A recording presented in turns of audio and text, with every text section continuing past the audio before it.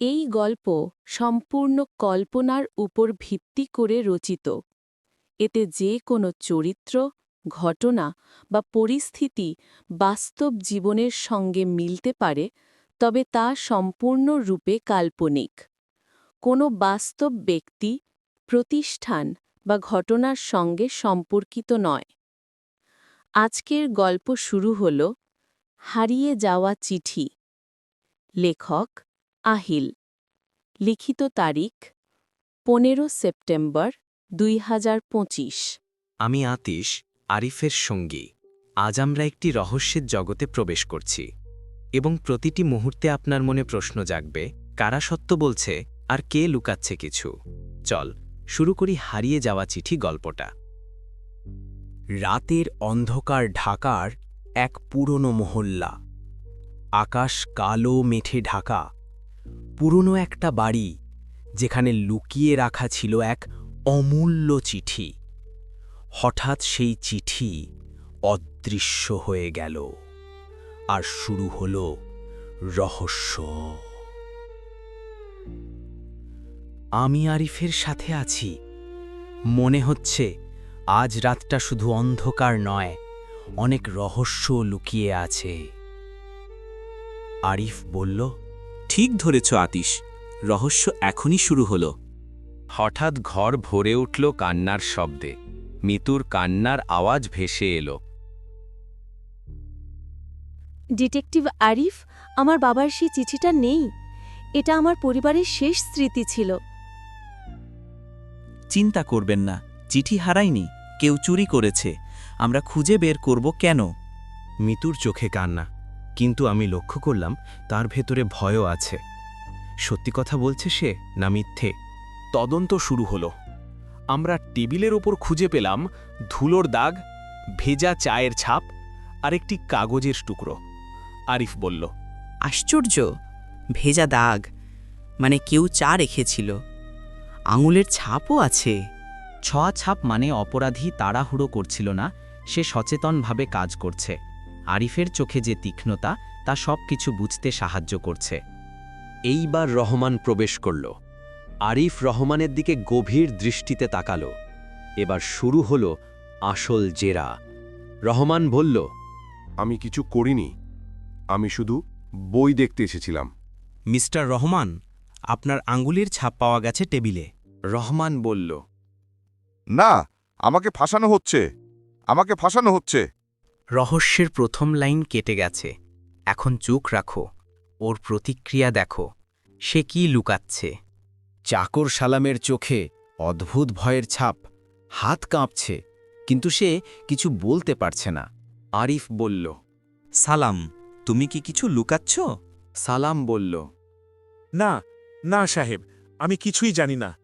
ভয়, আতঙ্ক আর লুকোচুরি, চোখ কখনো মিথ্যা বলে না। এই মুহূর্তে সে সব দেখাচ্ছে।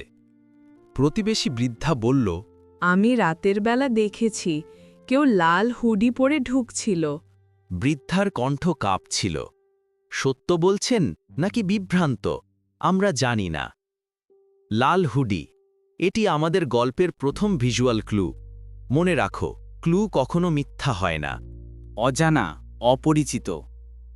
পাশের রাস্তায় দেখা গেল এক অপরিচিত মানুষ লাল হুডি পরে অন্ধকারে মিলিয়ে যাচ্ছে। আরিফ সেই দিকেই দৌড়ে গেল। দূর থেকে দেখতেই পেল রাস্তার পাশে পুলিশ করিম খানকে। আরিফ বলল, ওকে ধরো। করিম, ধরো লাল হুডি পরে থাকা ছেলেটাকে। পুলিশ বলল, এই লাল হুডি, ওখানেই দাঁড়াও, হাত তুলো। তুমি কে? রাতে এখানে কি করছো? লাল হুডিওয়ালা বলল, আমি কিছু জানি না, আমি শুধু ডেলিভারি দিতে এসেছিলাম। ডেলিভারি, অন্ধকার রাত, লাল হুডি আর ডেলিভারি ম্যান। রহস্য জটিল, কিন্তু আমরা পদ্ধতিভাবে খুঁজে বের করব। 1 ঘন্টা খোঁজাখুঁজির পর যখন আরিফ একটা বড় পোর্ট্রেট তুলতেই হঠাৎ পেছনের দেওয়ালে চাপা পড়া একটা ঘরের বন্ধ দরজা দেখা গেল। এতদিন কেউ বুঝতেই পারেনি এই দরজাটা পোর্ট্রেটের আড়ালে লুকিয়ে রাখা ছিল। করিম বলল, এটা তো একেবারে গোপন পথের মতো। কে জানে কতদিন ধরে এভাবে লুকিয়ে আছে। আরিফ হাত বুলিয়ে দরজার ধুলো ঝাড়ল। দরজার গায়ে অদ্ভুত কিছু দাগ কেটে রাখা, যেন কারো গোপন সংকেত। বাতাস হঠাৎ ঠান্ডা হয়ে এলো, চারপাশ নিস্তব্ধ। আরিফ ধীরে ধীরে বলল, এই দরজার উপাশেই হয়তো রহস্যের আসল শুরুটা লুকিয়ে আছে। আমরা ঘরের ভেতর খুঁজে পেলাম একটা লুকানো ডায়েরি। ডায়েরিটা পড়ে আরিফ পড়ল, এতে লেখা আছে, চিঠিটাতে ছিল রহমানের সব ব্যবসায়িক প্রতারণার প্রমাণ। এটা হারালে রহমানই সবচেয়ে বেশি লাভবান হতে পারত।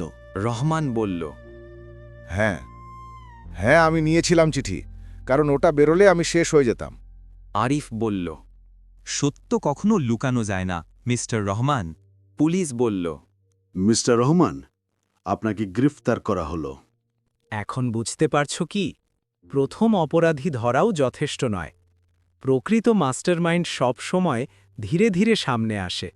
আরিফ বলল, আসল মাস্টারমাইন্ড সালাম, চাকর। সে রহমানকে ব্যবহার করেছে। সালাম বলল, আসল প্রমাণ আমার হাতে ছিল। আরিফ বলল, তুমি ভুল করছো সালাম মিয়া, আসল চিঠি আমার কাছে। সালাম চাকর হয়ে মাস্টারমাইন্ড। মনে হয় ওর পরিকল্পনা বড় ছিল, কিন্তু আরিফের চোখের সামনে সব উন্মোচিত হল। রহস্য সমাধান হল। চিঠি ফিরল মিতুর হাতে। লোভ মানুষকে অন্ধ করে, সত্য শেষ পর্যন্ত জয়ী হয়। আরিফের সাথে থাকলে রাত জেগে রহস্য সমাধান করাই জীবনের আসল অ্যাডভেঞ্চার। তুমি যা শিখতে পারছ, সাবধান, পর্যবেক্ষণ আর ধৈর্য।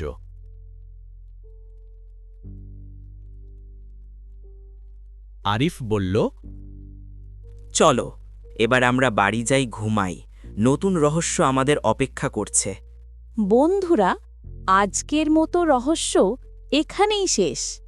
তবে এটি শেষ নয়, আবার ফিরব নতুন এক রহস্য নিয়ে। ততদিন পর্যন্ত মনে রেখো, সত্য কখনো হারে না। হ্যাঁ, ঠিকই বলেছ। পরের কেসে আবার দেখা হবে।